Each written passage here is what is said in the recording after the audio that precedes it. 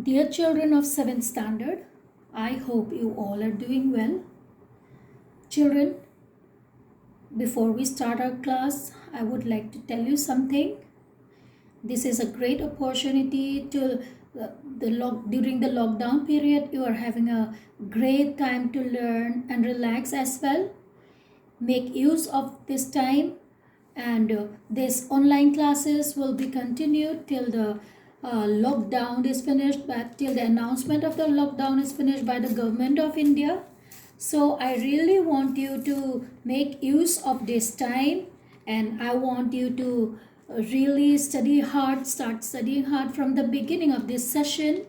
And not only that, related with the chapters that we are doing, try to find out some movies and try to watch those movies as well. At the end of this class, I can tell you some movies that you can watch based on this lesson. Children, I really want you to study hard and stay safe. Stay at home. Do not go out, and be good and be obedient. Now, I hope you all love pets. Do you all love pets? I'm sure you do. And have you tried to keep a pet against the wishes of your parents? Or have you tried to convince your parents about keeping a pet?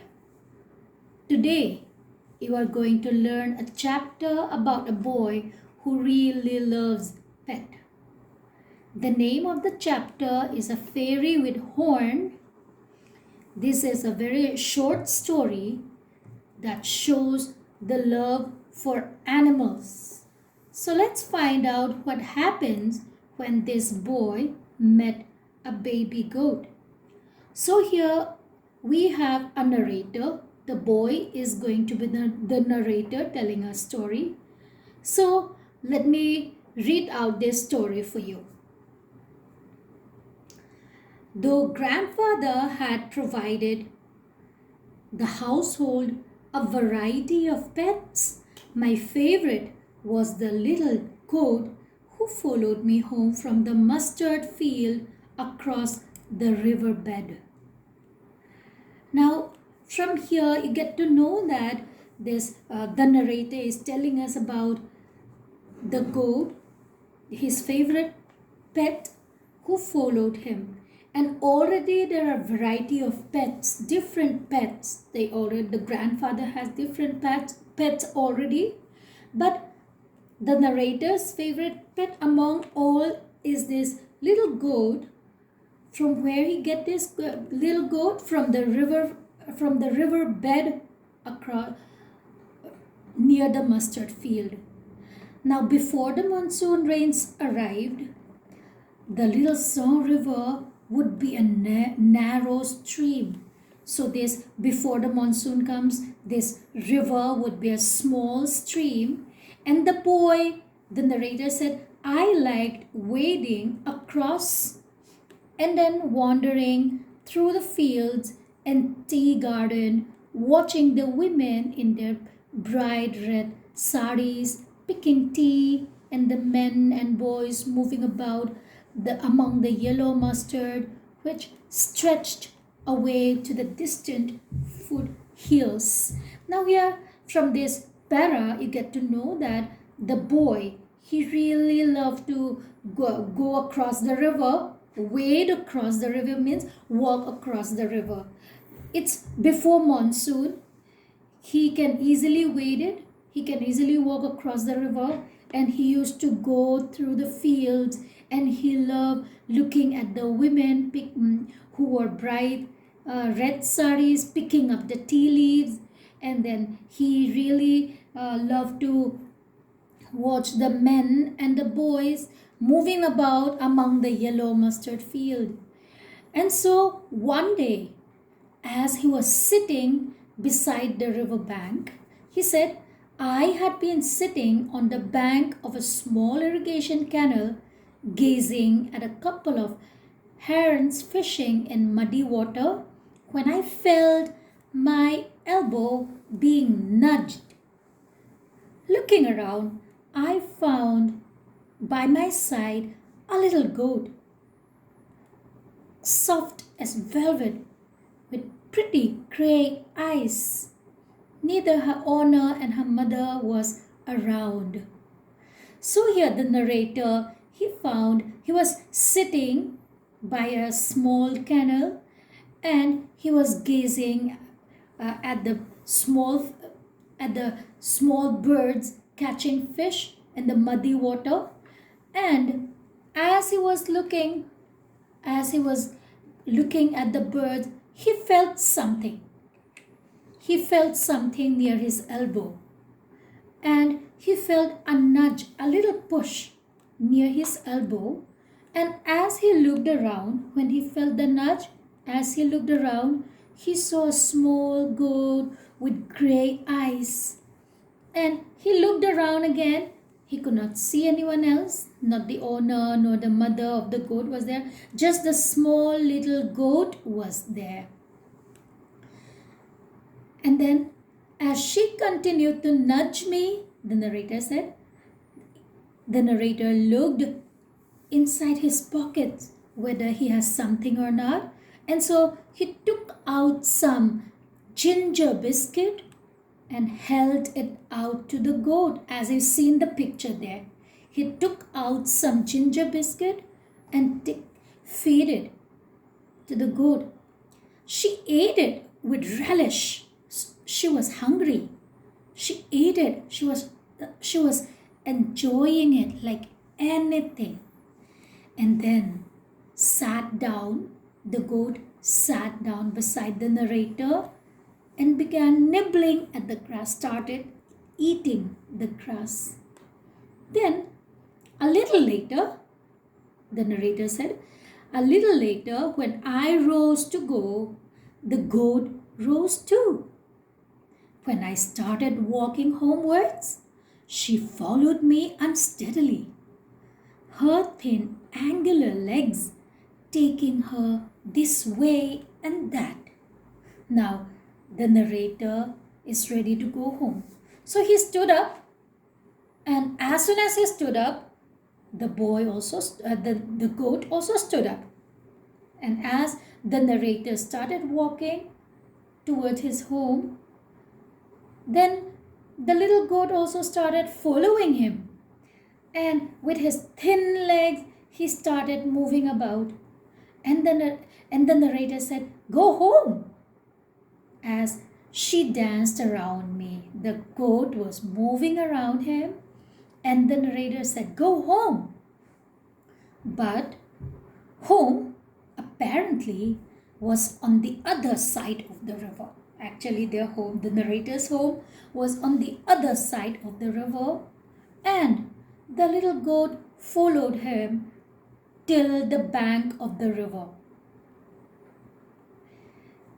It was obvious that her trembling legs would not stand up to the current. So, the narrator knew that the little goat will not be able to walk across the river because the current was a little strong and the goat was a little small. So the narrator took her up and carried her across the stream. The narrator took the goat up and carried her across the stream. And now, here you know that as the little goat followed the narrator even helped him cross that river by carrying him. And when I set her down, hoping she would now find her way home, she remained beside me, rubbing my warm body against his legs. I set out for home at a brisk pace, feeling sure that I would soon leave the youngster behind. But her teetering legs were stronger than I had supposed. She came along at a hop, skip, and jump right up to the gate of our house. Now, the narrator here in this para, the narrator said that after carrying the goat across the river, the narrator set her down. The narrator set the goat down. And the narrator was hoping that she would find her way home. She would go her way. But what did the goat do? The goat remained with the narrator.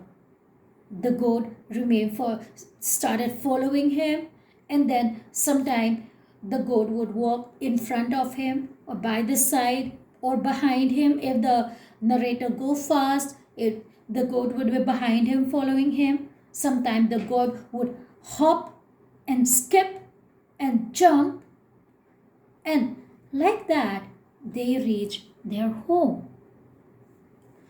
And so there was nothing I could do, the narrator said, but carry her in at the gate and present her to grandfather.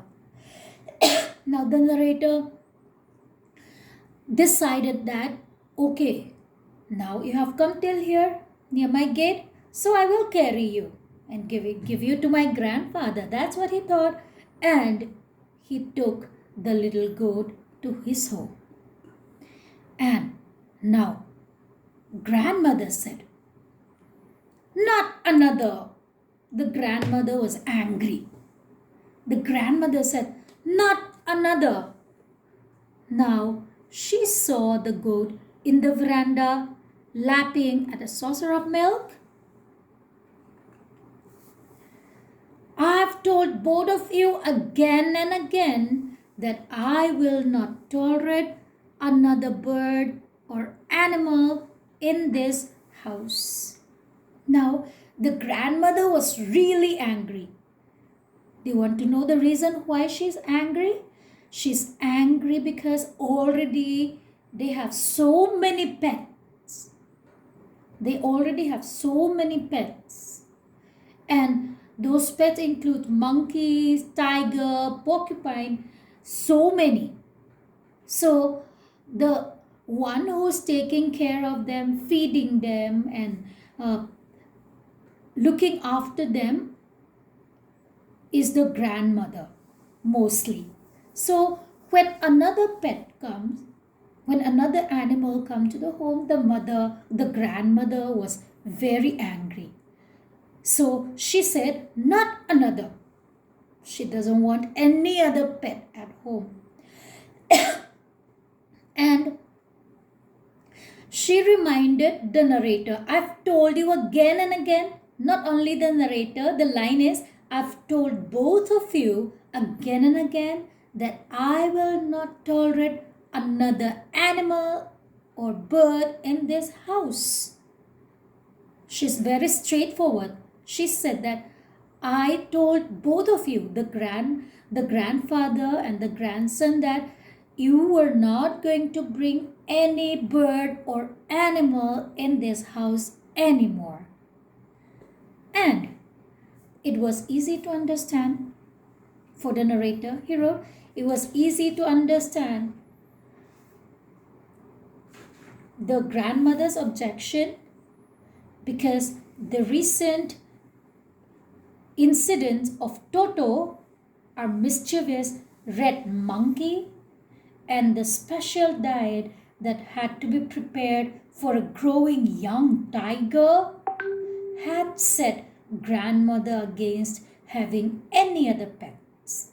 But it was grandfather who usually brought home the pets, and the grandmother, after much grumbling, eventually gave in to his whims.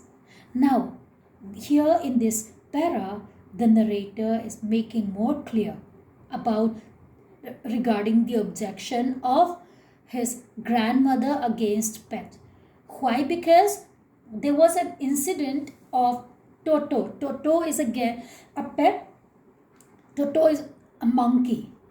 So Toto was very mischievous monkey, and they had a bad incident with Toto, and then the special diet that had to be prepared for the young growing tiger. So now you get to know that they have pets like monkeys, tigers, and many more. So eventually, the one who feed them, the one who's taking care of them, is the grandmother. So the grandmother is getting angry now. But the grandfather is the one who usually brought the pets home. So the grandfather would eventually tell the grandmother why they brought home the pets, and then eventually the grandmother has to give in to their wants for pets.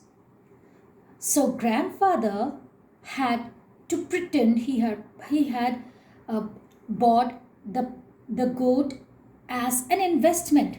Now the grandfather told the grandmother that he bought this little goat as an investment.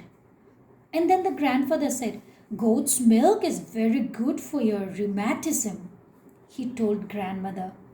This information made her more tolerant of the new pet, though she observed that it would be some time before the goat would give any milk. Now, what did the grandfather say? The grandfather said that this goat's milk is very good for your health, very good for your rheumatism. Rheumatism is a kind of sickness where you have joint pains and all.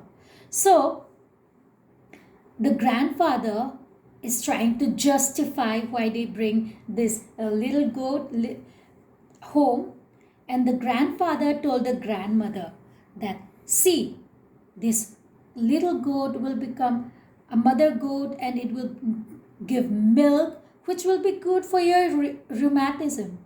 So now, after getting this information, the grandmother finally said, "Okay, yes, you can keep the pet." So as all our pets, the narrator said, as all our pets soon acquired names of their own, the goat was named Tinker Bell. So every pet in their household, they have their own names. So they named the goat Tinker Bell after the fairy in the story of Peter Pan. But there was something of the fairy about Tinker. She skipped about very daintily, and her feet seemed equipped with springs when she leaped about on the lawns. Now, sorry, this Tinkerbell is the name taken from another story by Peter Pan, the story of Peter Pan.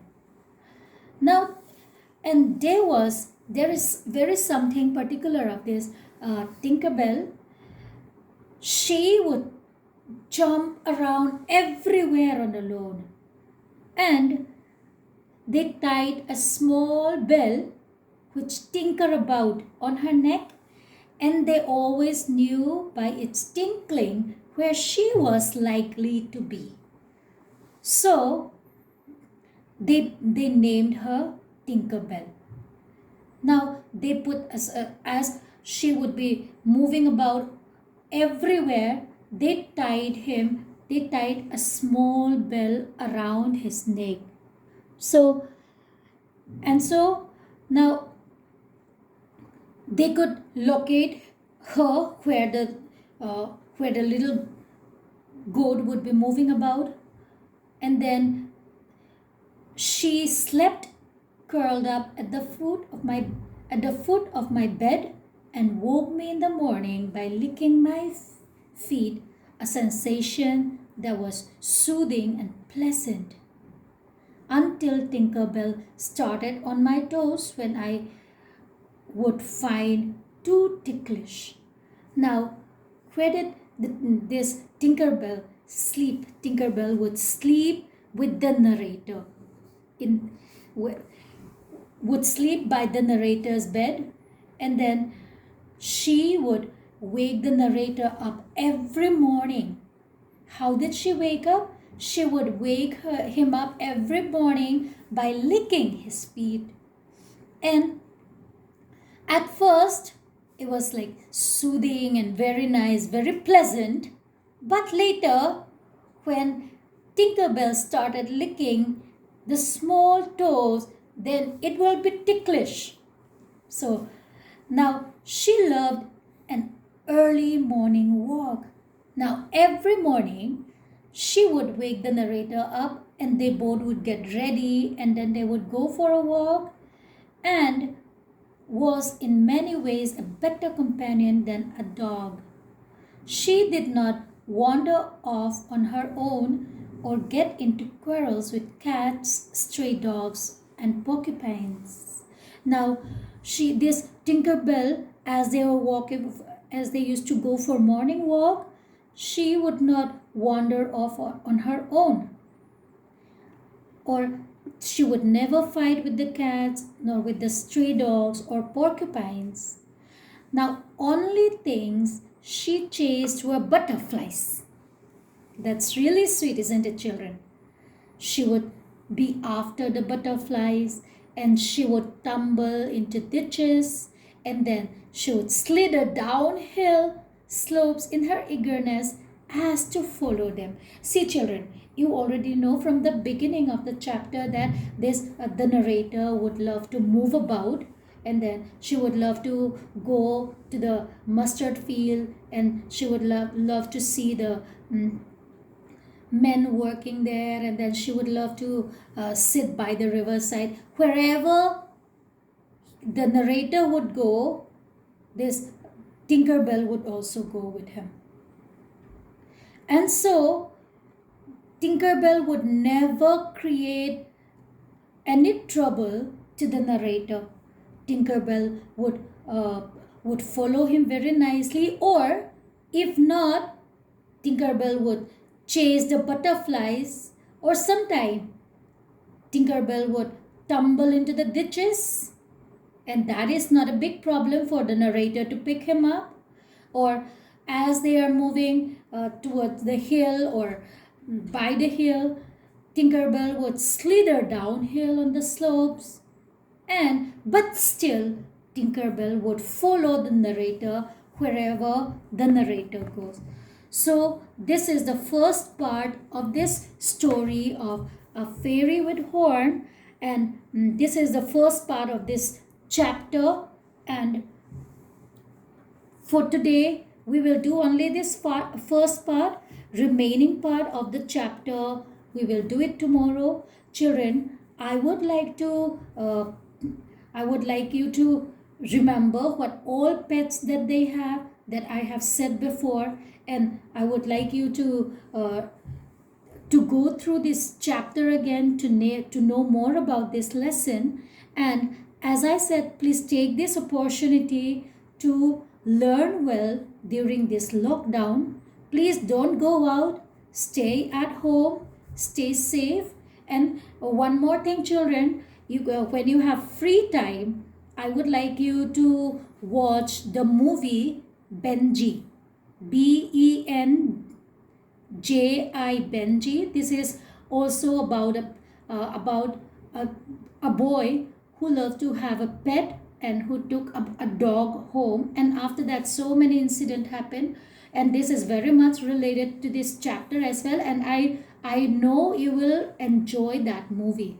So children, when you have free time or at night when you finished your classes, you can watch that movie Benji.